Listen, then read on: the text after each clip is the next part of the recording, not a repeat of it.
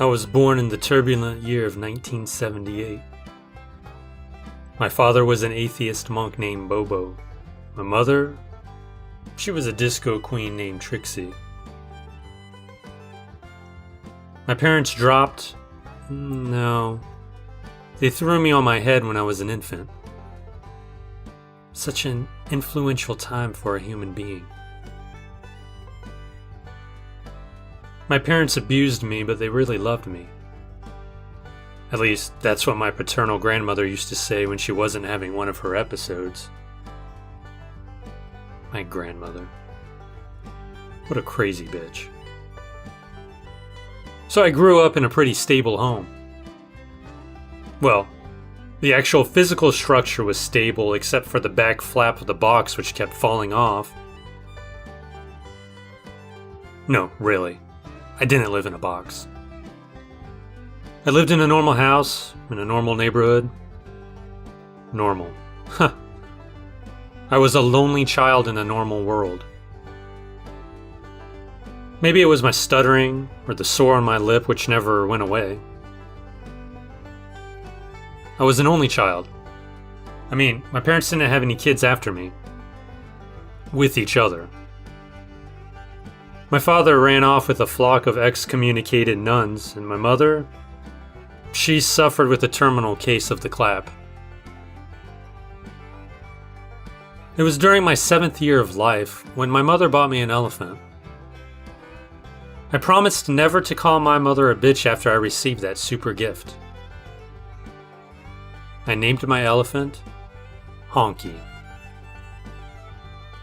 I was proud of my pet. I loved my pet.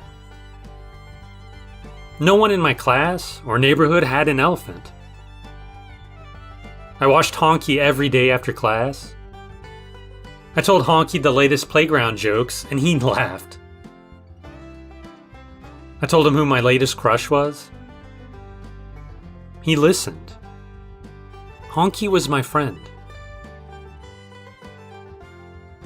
Then Honky went mad.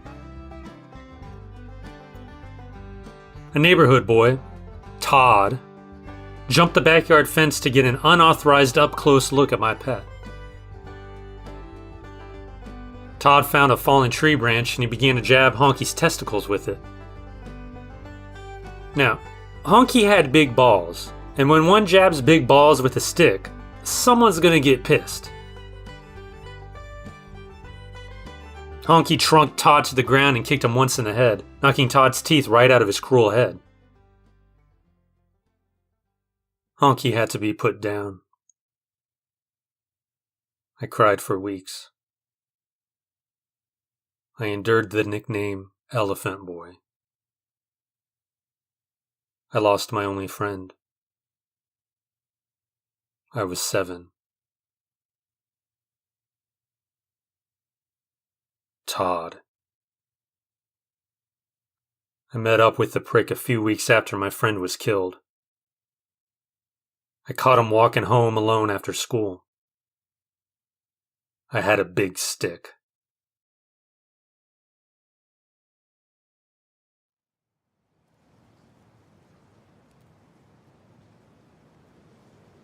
You eat a tuna fish sandwich while sitting in your parked Mustang, oblivious to the approaching hurricane. You watch the waves intensify and the palms swing in a drunken fervor. You look up through the windshield at the graying skies. You take another bite of your sandwich. Soon the torrent will arrive with its tempest legion and take the coast for its own, like ancient conquistadors. This doesn't bother you as you bite into the final half of your meal. You look back at the beachfront hotels and apartments with their windows all boarded up. Spray painted in blue on one board is, "Blow me." You chuckle at the wit of humanity and finish your tuna fish in one giant chomp.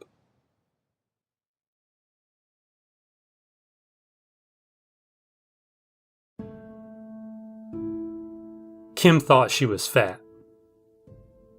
In reality, she was.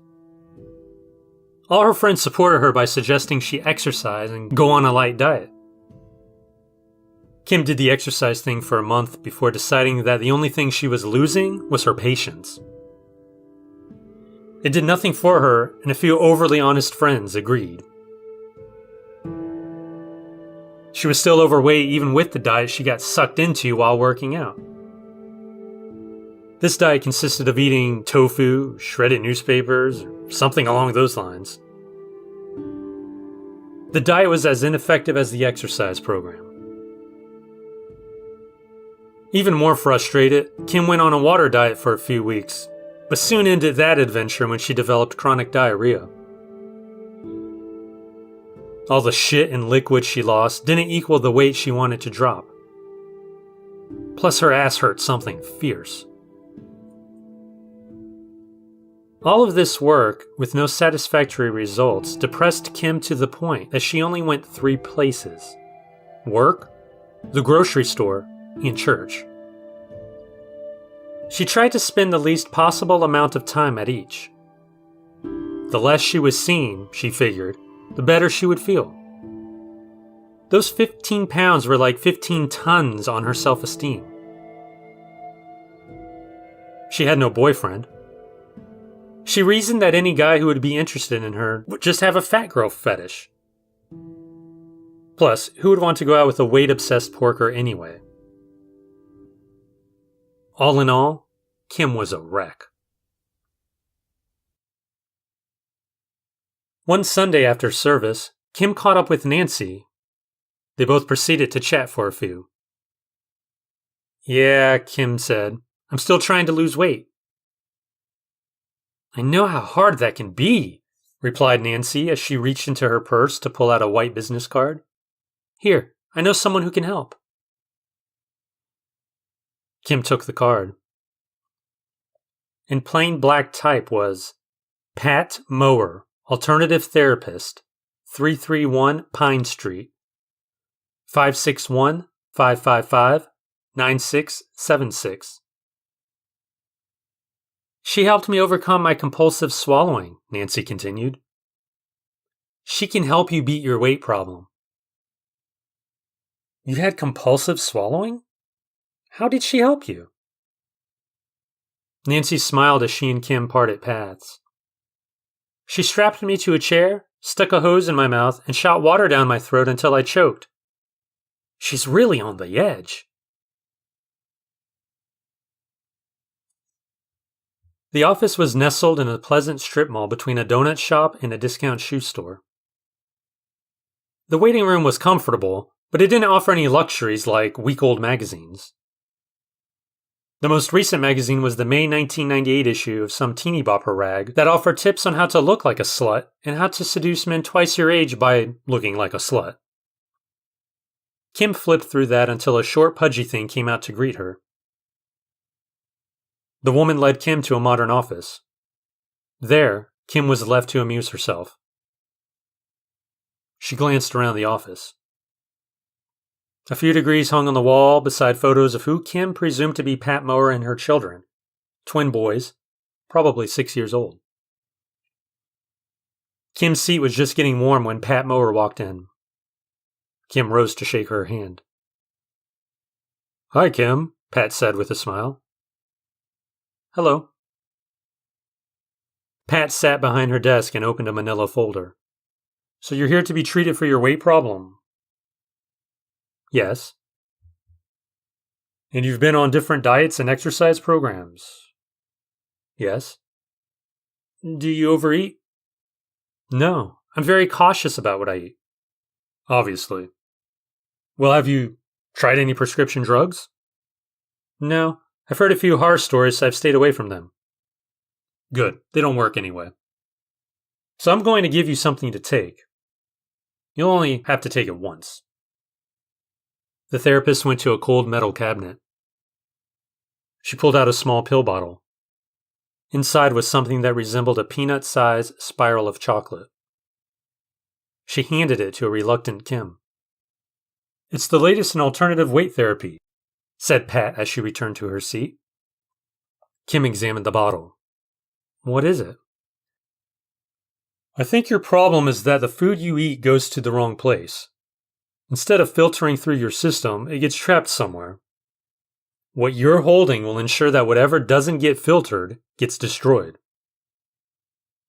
But what is it? It's a synthetic fat absorber.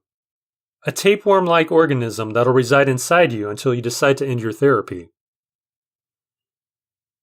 A tapeworm? Okay. How do I end the therapy? Take a laxative and poop it out. Kim drove home with the miracle cure in her purse. The surrealism of the session was fresh in her senses. She couldn't believe any of it, and yet she was intrigued by the faint possibility that the fat absorber thing could actually work. It could help her regain her former slender glory. When she got home, she downed the thing with a can of diet soda. Then she waited. The therapist told her that the organism would activate within 7 days of ingestion. 7 eternal days before she could look in the mirror again and actually feel halfway decent about what she'd see. 7 days before she could rejoin society without shame hanging on her like flab. Maybe. 3 days later, she felt a warm hum in her stomach. On day 5, while sitting at her menial secretary job typing up a memo, Kim felt a soft rumble in her gut. At that exact same moment, a connection on a mental and deeper level clicked into place, and Kim was no longer alone with her thoughts. She was excited, but at the same time, worried. Was this supposed to happen? Then something inside, the occupier, the tapeworm, spoke. Hello. Kim looked around the busy office and found no one paying attention to her. She spoke softly. Hello? You really don't need to talk. Just think. She nodded but caught herself. Hello, she thought. I heard you the first time. She grinned and looked around again. I'm inside you. I'm the tapeworm. Unbelievable, she whispered. I know. Somehow, us being together has awakened slumbering parts of our psyches. I seem to have developed a higher sense of self, and you seem to have gained a new friend. Kim put her hand on her stomach. You're in here? Yup. Unbelievable. Already noted. Listen, when's lunch? I'm famished. Kim went to a fast food burger joint and bought her routine lunch, a prepackaged garden salad with ranch dressing with a medium diet soda. She asked the being inside her what it, wanted, and it replied that whatever she ate was fine. He would be fed regardless. On the way back to work, Kim engaged the creature in conversation. What's your name? I don't know. I'm yours, so I guess you can name me. Kim thought a second. Howie? Sure. At a red light, she stopped beside a surfer dude in a Jeep. He looked over a few times and saw her carrying a full-blown conversation with herself. Get off your phone, he yelled at her. Kim ignored him and the light turned green. How is it there? She asked Howie. Dark. You're funny.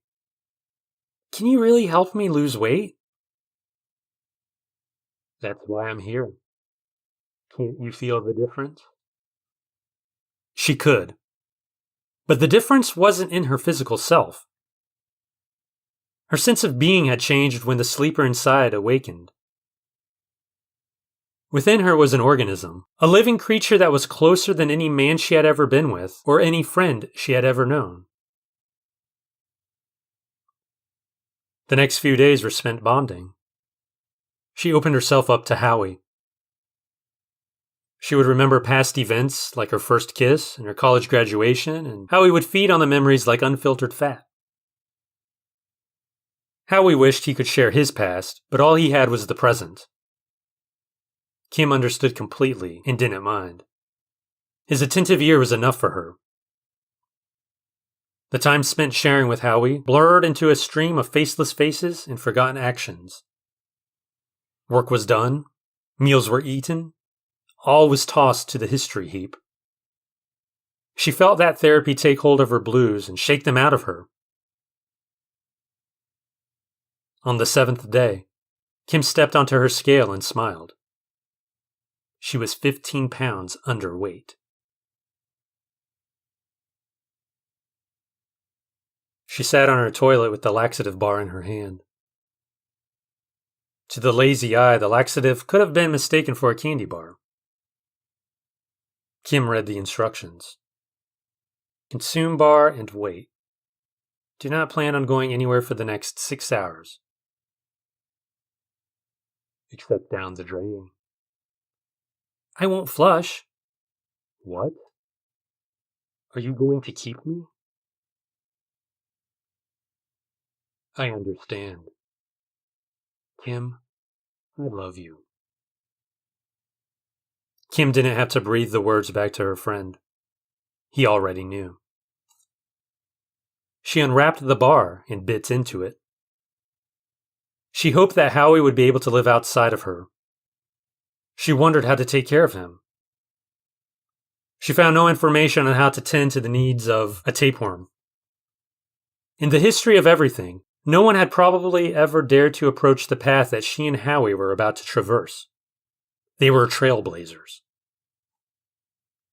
Kim often thought about what she and Howie would do once he was born. Both ruled out public appearances.